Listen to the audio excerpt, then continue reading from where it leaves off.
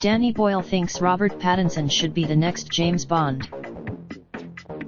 If it were up to, would become the next James Bond.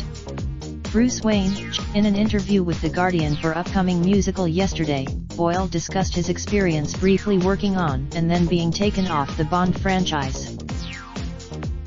The Brit filmmaker noted that he had recently seen Claire Denis' sci-fi movie High Life, which stars Pattinson. He said, if Boyle doesn't think Pattinson's relative youth, he is 33, would be a factor. No, Pattinson is seemingly on course to become the next Batman, so doubling up as James Bond seems highly unlikely at this stage. Perhaps down the line. Boyle was working on a script for the latest Bond when he and his Trainspotting and The Beach collaborator John Hodge were suddenly taken off the project, citing creative differences with the producers. I was with John and they didn't really like what we were doing, and so it's far better to part company, he explained.